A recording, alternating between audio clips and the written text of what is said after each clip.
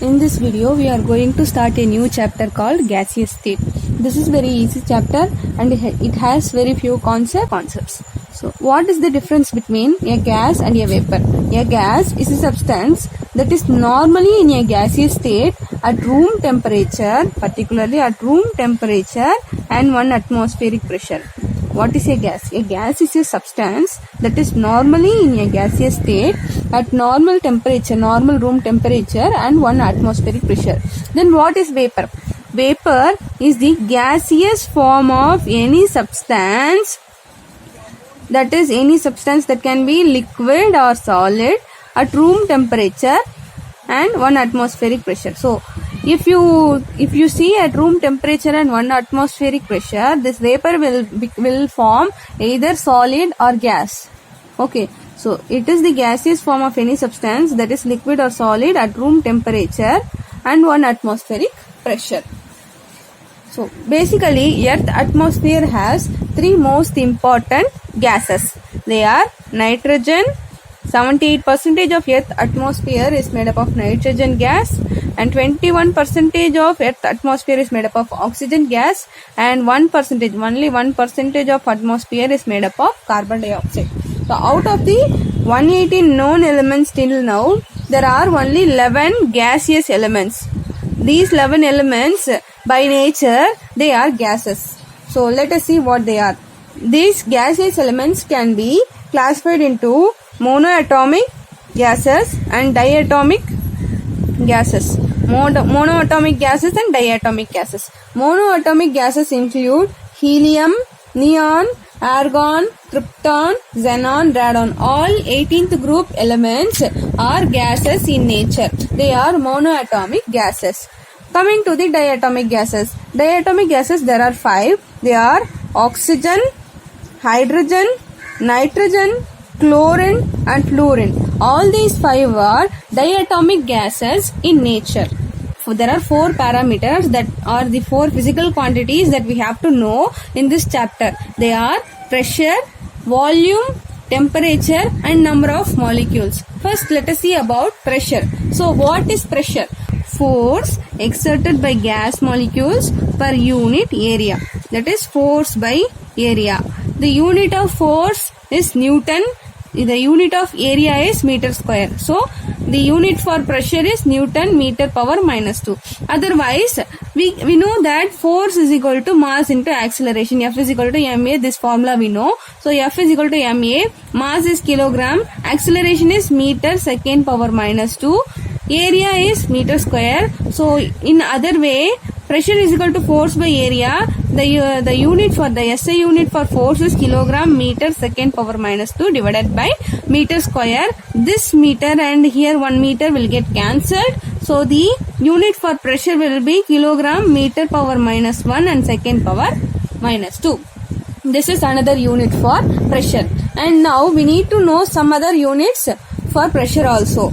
Most commonly, pressure is measured in pascals. 1 pascal is equal to 1 Newton meter power minus 2. 1 atmospheric pressure is equal to 101,325 pascals. In medicine, usually pressure is measured in the unit of millimeter of mercury. So 1 millimeter of mercury is equal to 133.322 pascals. And some other units are bar, tor and pounds per square inch. 1 pounds per square inch is equal to 6894.76 pascal. So and 1 bar is equal to 10 power 5 pascal. These are some of the units of pressure that is most commonly used. Out of these 6, the very most frequently used units are millimeter of mercury, pascal and atmosphere. Sometimes bar is also used. The other physical quantities that we have to know is volume, temperature and number of molecules or number of moles. The unit for this, the symbol for this is N, and the symbol for temperature is usually measured in Kelvin and degrees Celsius, but the standard one is Kelvin scale, and volume is measured in decimeter cube and liters. Coming to the laws of gases. the first law that we have to see now is Boyle's law. Boyle's law is stated by a scientist called Robert Boyle. He gave the relationship between pressure and volume. So there are 4 physical quantities that are used here. One is pressure, another one is volume, temperature and number of molecules. If you compare any two parameters, the remaining 2 should be kept constant. So now we are going to see the relationship between pressure and volume. So now we are going to keep the temperature and number of moles as constant. We are going to keep these 2 units, temperature and number of moles, as constant. And now we are going to see the relationship between pressure and volume. So basically this is mercury, this colored thing is mercury. This is a J-shaped tube. In this J-shaped tube, initially he filled some amount of mercury, and this is the area where gases are trapped. So if you increase the mercury column level, the pressure will increase. Here you can see there are lots of mercury that is poured inside the tube. So if you increase the mercury column, what happens is the pressure will increase. That increase in pressure will force the volume, and with increase in pressure, volume will decrease. So from this concept, we came to know that pressure is inversely proportional to volume. Whenever you increase a pressure, the volume will decrease. So that is, pressure increases with a decrease in volume, or volume decreases with increase in pressure. So that is equal to pressure is inversely proportional to volume. If you remove this proportionality symbol, instead of this you have to keep a constant. You have to put a constant. So P is equal to constant into 1 by V. So if this V comes to the opposite side of the equation, PV is equal to constant, then P1 V1 is equal to P2 V2. So pressure is inversely proportional to volume. When you plot a graph between volume and pressure, it will give you a C-shaped curve or a slopy curve, because with the increase in pressure increases. With the increase in pressure, volume keep on decreasing. So with the increase in pressure, volume will keep on decreasing. So this is why the pressure and volume graph will give you a C-shaped slopy curve. This is Boyle's law. Basically what we have to know from this is pressure is inversely proportional to volume.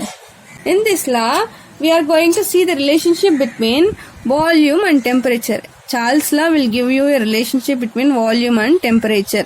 So if you compare these 2 parameters, the remaining 2 parameters like pressure and number of moles should be kept constant.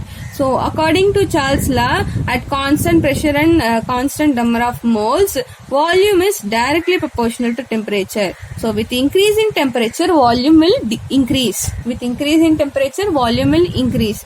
Here there is one experiment. You take 2 containers, fill this container with ice water and fill this container with hot water or boiling water, warm water. Take 2 balloons and blow 2 balloons of equal size. Those 2 balloons should be of equal size, and keep those balloons in the 2 containers. The balloon that is kept in the ice water will shrink due to decrease in temperature. So here the temperature decreases, so the volume also decreases. Here what happens is temperature is very high, so the balloon will swell up, and at last there is a chance the balloon will pop out. Okay, so volume is directly proportional to temperature. If you remove the proportionality symbol, you should introduce a constant that is equal to V is equal to K into T. Then V by T is equal to constant. V1 by T1 is equal to V2 by T2. So if you plot a graph between volume and temperature, volume increases with increase in temperature. Volume increases with increase in temperature. So you will get a straight line graph. That is Charles' law. Coming to the next law, that is Gay-Lussac's law. Gay-Lussac's law this law states that pressure is directly proportional to temperature. Here we are going to see the relationship between pressure and temperature. So the remaining 2 parameters like volume and number of molecules are kept constant. So at constant volume and constant number of molecules, the pressure is always directly proportional to temperature. All these laws are only applicable for gases. So at constant volume and constant number of molecules, pressure is directly proportional to temperature. One of the example is if you heat a closed aerosol can, that is if you heat a scent bottle, what happens? That scent bottle should have some gas inside it. So if you heat a closed scent bottle, after some times it will burst due to increased pressure inside the container. So if you plot a graph between pressure and temperature, you will get a straight line. Whenever you plot a graph between two physical quantities that are directly proportional to each other, you will get a straight line, that is diagonal line. You will get a diagonally straight line. But if you plot a graph between two physical quantities, they are inversely proportional to each other, and then you will get a graph like a slope like graph or C-shaped graph you will get, not a straight line graph. So pressure is directly proportional to temperature. If you remove the proportionality, P is equal to K into T. So this is constant. P by T is equal to constant. P1 by T1 is equal to P2 by T2. This is the formula that can be used to compare initial and final stages of a system. Then coming to Avogadro hypothesis. Avogadro hypothesis is the last law. And here in this hypothesis, we are going to see the relationship between volume and number of molecules. So now we are going to keep pressure and temperature as constant. Pressure and temperature kept constant. So at constant pressure and constant temperature, volume is directly proportional to number of molecules. So if you remove the proportionality symbol, you will introduce a constant. V is equal to Kn, V by N is equal to constant, and V1 by N1 is equal to V2 by N2. And same way, these two physical quantities are directly proportional to each other. So you will get a graph like this, a straight line graph, a straight line that is diagonally placed. So these are the applications of these laws. One of the application is, we studied in Charles' law that temperature will increase with increase in volume. Same way, temperature will decrease with decrease in volume. So volume is directly proportional to temperature, or otherwise temperature is directly proportional to volume. So volume will decrease with decrease in temperature. Okay. So with decrease in temperature, volume will also decrease. So okay. Then my question is, what will be the value of volume if the temperature is 0 Kelvin? 0 Kelvin is absolute zero, below which there is no temperature. So at 0 Kelvin, what will be the volume of gas? This is the question. What will be the volume of gas at 0 Kelvin of temperature? This is one question. If you know the answer, you write in the comment box. If not, I will tell the answer in the next upcoming videos. So then at freezing point of water, the temperature of water at degree Celsius is 0 degree Celsius, and in Kelvin scale it will be 273 Kelvin. Boiling point of water is 373 Kelvin and 100 degrees Celsius. This is Charles' law application. And another Boyle's law application. There is another question. Underwater divers are advised not to hold the breath unnecessarily while diving. Do you know why? This is the question. If you know the answer, write it in the comment box. Now let us work out some questions. So problem number 1. An athlete in an kinesiology research study has a lung volume of 7.05 decimeter cube. So V1 is equal to 7.05 decimeter cube. During a deep inhalation at this volume, the lung contains N1 is equal to 0.312 moles. During exhalation, his lung volume decreased to 2.35 decimeter cube. So what will be the how many moles of air will be present? That is N2 is equal to what? We know that volume is directly proportional to number of moles. So V1 by N1 is equal to V2 by N2. So that will be 7.05 divided by 0.312 is equal to 2.35 divided by N2. 7.05 divided by 0.312 into 2.35 is equal to 1 by N2. Otherwise, N2 is equal to 0.312 into 2.35 divided by 7.05. That will be equal to 0.104 moles. A gas of volume V1 is equal to 2000 ml is kept in a vessel of pressure P1 is equal to 10 power 3 pascals at temperature 27 degrees Celsius, and if the pressure is increased to 10 power 5, what will be the volume? So they gave you the value of P1 and P2 and V1 also. They are asking you to find out the value of V2. So given V1 is equal to 2000 ml, P1 is equal to 10 power 3 pascal, V2 is equal to watt, and P2 is equal to 10 power 5 pascal. We know that V is inversely proportional to volume is inversely proportional to pressure. V1 P1 is equal to V2 P2. That is V1 is equal to 2000, P1 is equal to 10 power 3, V2 we have to find, P2 is 10 power 5.